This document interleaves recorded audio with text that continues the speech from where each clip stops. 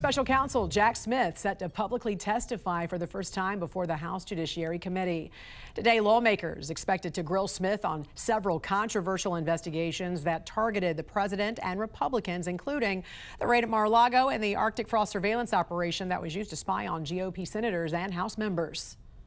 I also think that that's just the tip of the iceberg. The American people should be absolutely appalled that members of Congress in a separate branch were targeted. But you know what? You know what's more appalling? American citizens being targeted. Lawyers to the president, people out there advocating for election integrity who were targeted because Jack Smith very clearly wanted to put together a broad-based conspiracy that if Kamala Harris were president today, they would be going after members of Congress and citizens in a broad conspiracy to say that we were somehow engaged in seditious conspiracy because we were daring to question the legitimacy of the election when there was rampant fraud through mail-in ballots in 2020. We knew that. And some of us were trying to seek the truth wherever it may lead. Chairman Jordan, Ranking Member Raskin, members of the committee, thank you for the opportunity to discuss my work as special counsel. I love my country and believe deeply in the core principles upon which it was founded. For nearly 3 decades, I've served as a career prosecutor in both Republican and Democratic administrations. I've handled cases ranging from domestic assault and gang violence to public corruption and election crimes across the United States, and I've prosecuted war crimes overseas.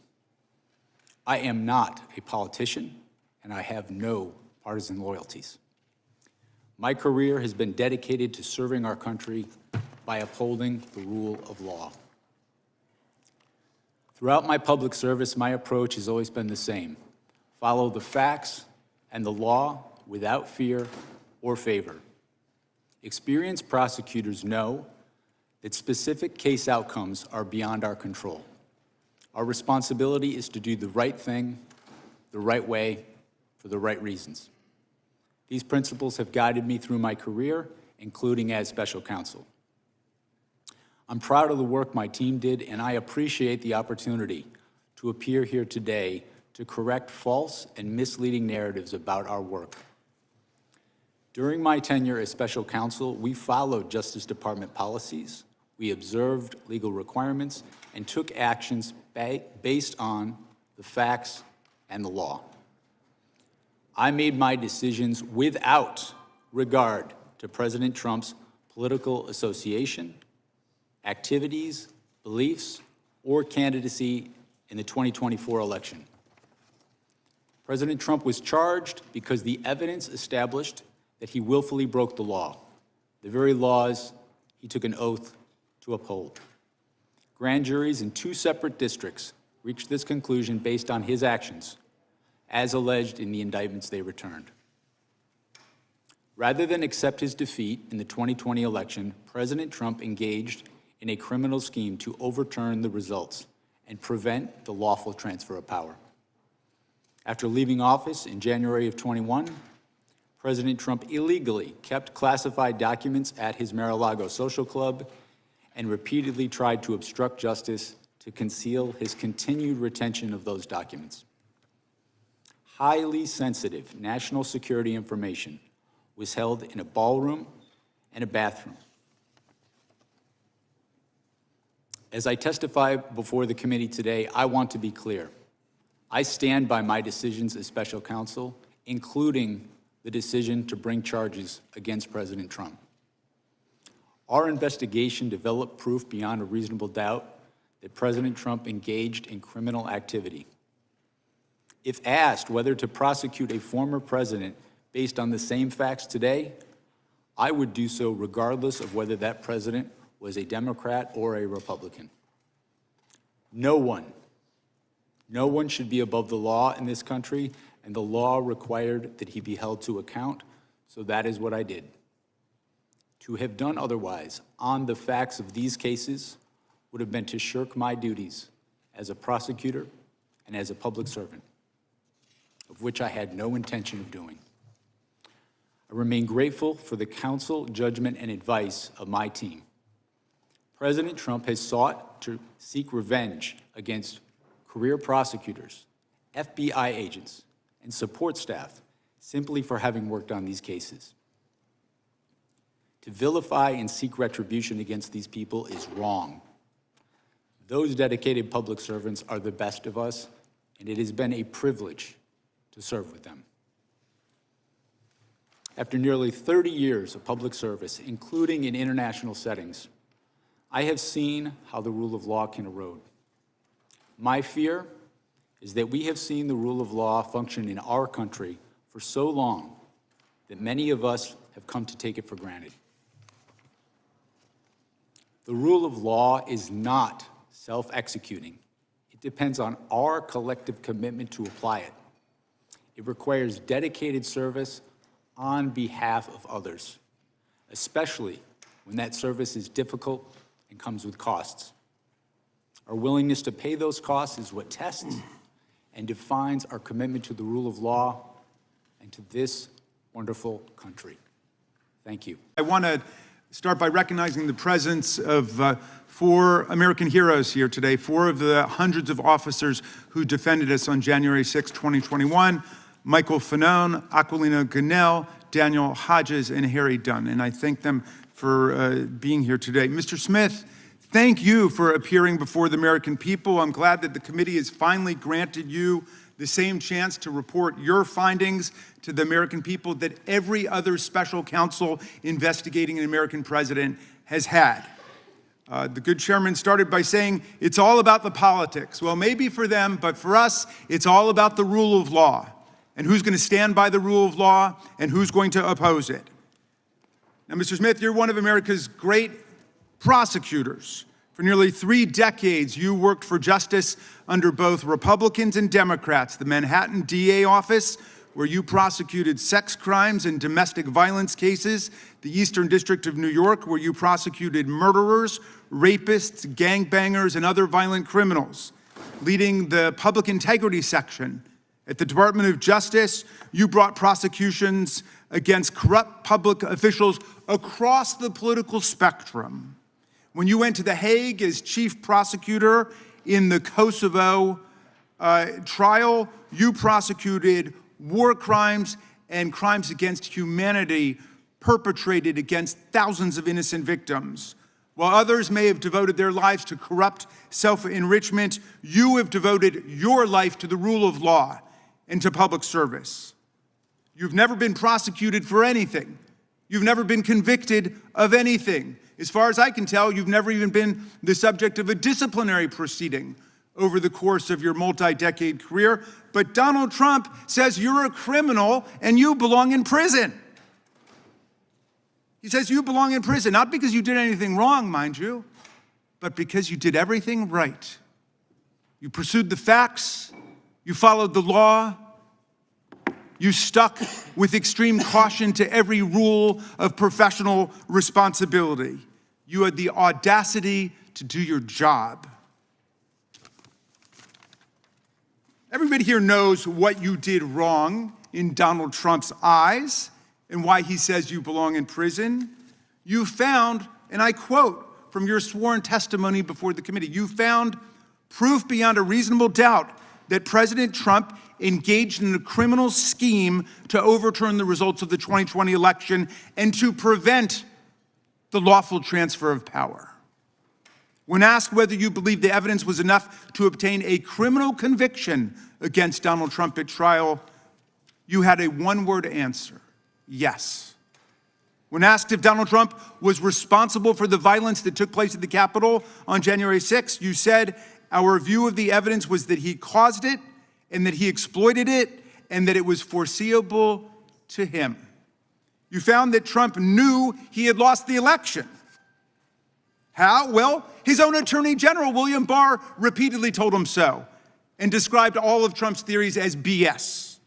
Trump's top campaign advisors told him he lost the election. Vice President Pence told him he lost the election. More than 60 federal, state, and court decisions, including 8 rendered by judges he appointed to the bench, rejected every outlandish election fraud and corruption claim that he made. Trump himself even privately acknowledged it, gesturing to Joe Biden on TV and saying, quote, "Can you believe I lost to that effing guy?" He knew he lost, but he threw everything into his big lie, which some people, even in this room to this day, will stand by and swear by. Well, when the big lie wasn't enough to convince officials like Georgia Secretary of State Brad Raffensperger, a Republican, to commit election fraud and just fine Trump 11,780 votes, when it wasn't enough to convince Trump's DOJ to, quote, just call the election corrupt and leave the rest to me and the House Republicans, when it wasn't enough to force Vice President Mike Pence to announce and then exercise lawless powers to reject Electoral College votes and use counterfeit slates to anoint Trump the winner, that's when Trump incited mass violence on January 6th. While more than 140 officers were being brutally assaulted by Trump's mob, while rioters beat them with flagpoles and sprayed them with chemical agents and crushed them in doorways, and while they chanted, "Hang Mike Pence," and chased the vice president out of the Capitol, Trump and his team worked the phones, calling not the National Guard, which was under the direct unilateral control of Donald Trump, but calling members of Congress, urging them to delay certification and to nullify the election results. Special Counsel Smith, you pursued the facts. You followed every applicable law, ethics rule, and DOJ regulation. Your decisions were reviewed by the Public Integrity Section. You acted based solely on the facts, the opposite of Donald Trump, who now has purported to take over the Department of Justice. He's in charge of the whole thing under his unitary executive theory, and he acts openly, purely based on political vendetta and motives of personal revenge, and he doesn't deny it. Our colleagues have complained about the special counsel's review of toll records, which are phone records like a phone bill, showing only the timing and duration of calls and containing no content, no substance whatsoever from the calls. But those records were lawfully subpoenaed because Donald Trump made those members of Congress relevant to the investigation. It was Trump who chose to call them to advance his criminal scheme. As you testified, Mr. Smith, if Donald Trump had chosen to call a number of Democratic senators, we would have gotten toll records for them too. I trust our colleagues get the point because America certainly gets the point. There is much Mr. Smith still can't talk about, though we know he badly wants to. His investigation developed what he calls powerful evidence that Trump stole documents containing our country's most sensitive secrets, hoarded them in the ballrooms and the bathrooms of his well-trafficked Mar-a-Lago social club. He showed them off to visitors. And then he obstructed a federal investigation by instructing his attorney to pluck out anything really bad before turning materials over to the FBI and having his staff delete incriminating security tape footage. But today we're not going to hear a lot about that because you are gagged by an absurd judicial order rendered faithfully by Trump's most servile and sycophantic appointee to the federal bench, Judge Eileen Cannon. This order not only blocks release of Volume 2 of your report, which is unprecedented, about the classified document scam, it also gags you from discussing the report or its contents with us, with America. And so we don't know what's in it, but it must be pretty devastating because Donald Trump is desperate to keep Mr. Smith or any other DOJ official for all time from ever releasing it to Congress and to the American people. Now, Mr. Smith, if any of our colleagues foolishly choose to attack you and vilify you today, and I know that's not going to happen from some serious prosecutors over there like Mr. Knott and Mr. Schmidt, who understand what federal prosecutors do and what the rule of law means. But if anybody decides to attack you personally, they will only be revealing their own ignorance of what prosecutors do and their own indifference to what the rule of law requires in America. They will only be stroking the wounded ego of a lawless, twice-impeached, convicted felon president who not only unleashed a mob against Congress and his own vice president, but is now pardoned and released into our communities hundreds of extremists, insurrectionists, and cop-beating felons who have proceeded to commit dozens more crimes against the American people since they were pardoned.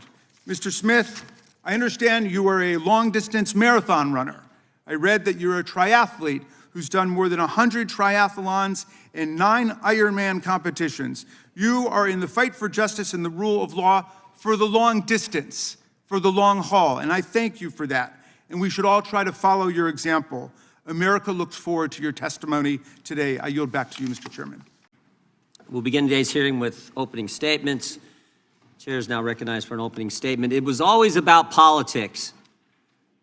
And to get President Trump, they were willing to do just about anything. January 7th, 2023, Kevin McCarthy becomes Speaker of the House. 16 days later, Jack Smith issues a subpoena for his phone records. Phone records from 2 years prior for a 2-month time frame, Election Day 2020 to January 7th, 2021. Jack Smith and the Biden Justice Department get the phone records of the top Republican in government, the guy second in line to the president. They know who he called, who called him, when the call took place, and how long it lasted. You can pattern an individual's life.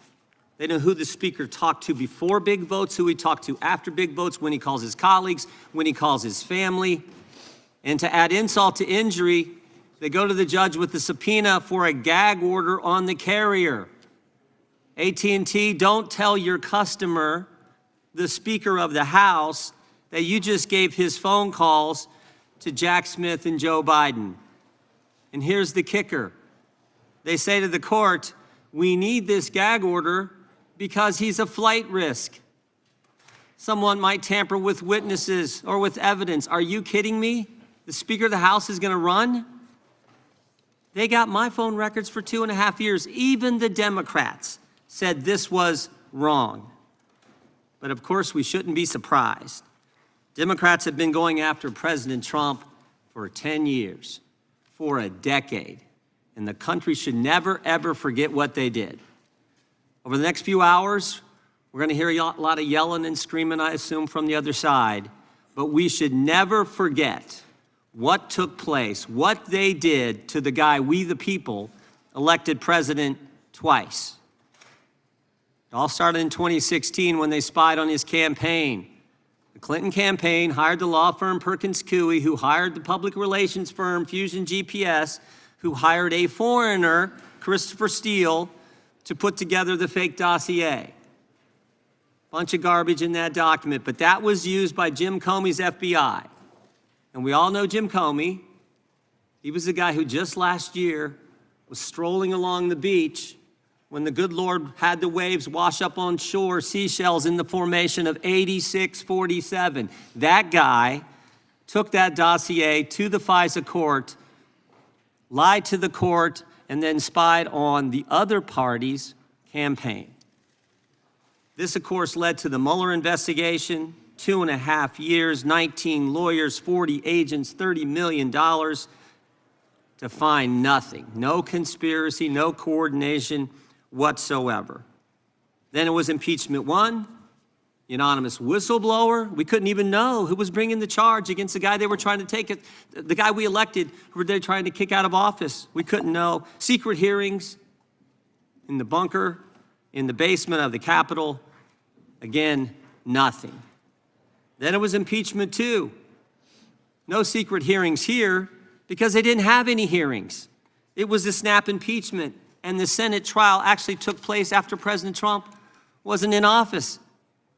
Then, of course, it was Alvin Bragg, who said before he got elected district attorney that there was no case here.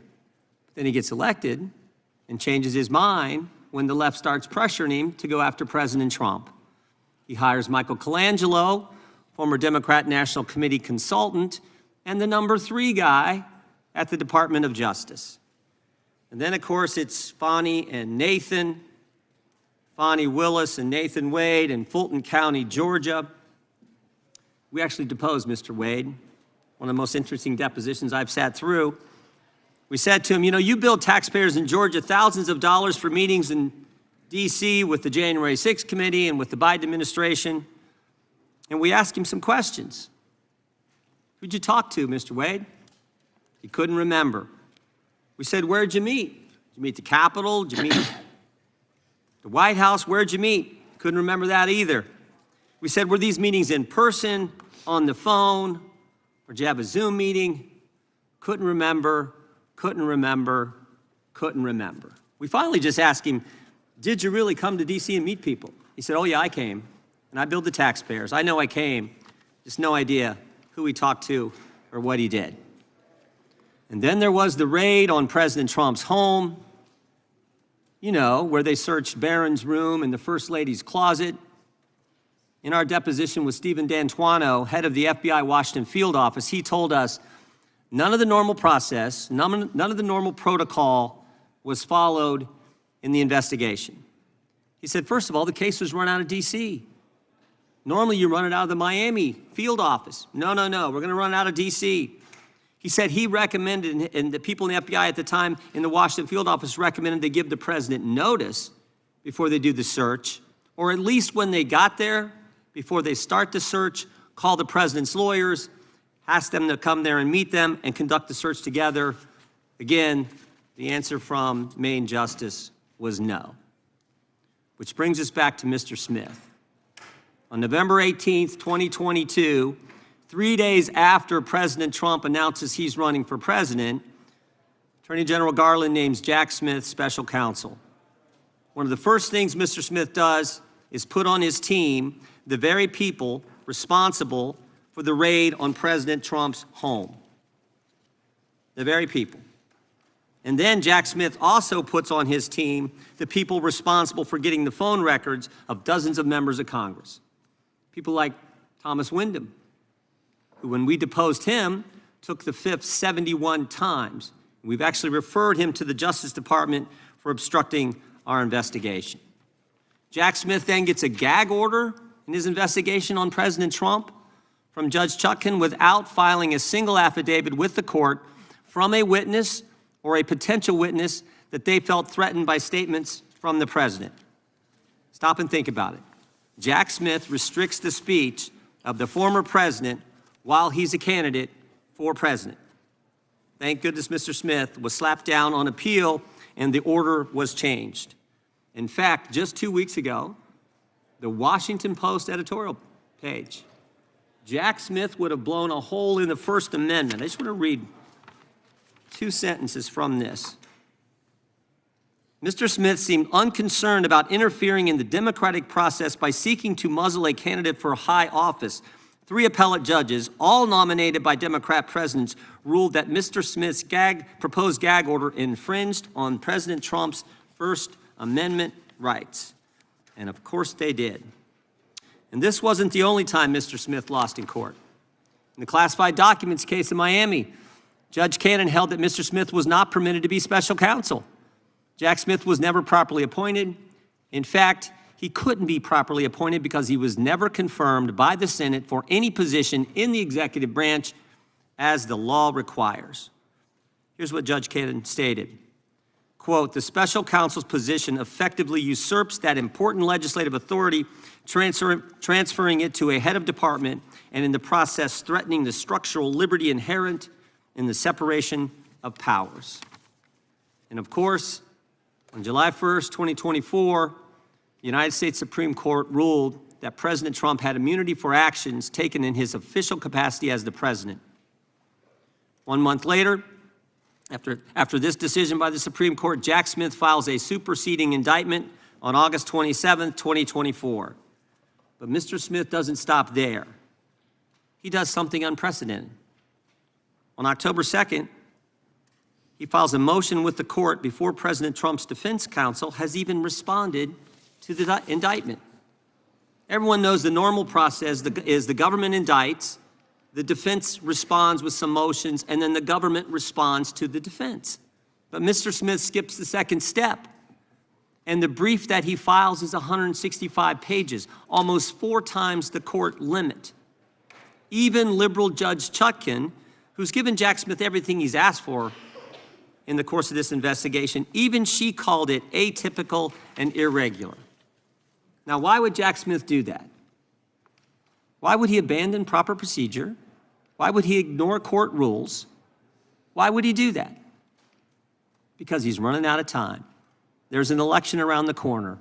It's coming in 33 days, and he's got to get President Trump. He's got to stop President Trump from running, tie him up in court.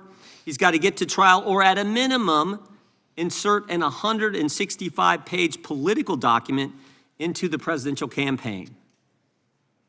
It was always about politics. The good news is the American people saw through it. They saw through it. For so long, the left has controlled so much in this country.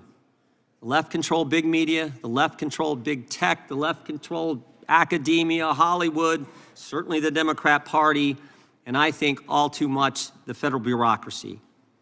But the left doesn't control we the people. And in spite of the left and the weaponization efforts of Jim Comey, Alvin Bragg, Fani Willis, and Jack Smith, we the people saw through it all, and we elected President Trump twice.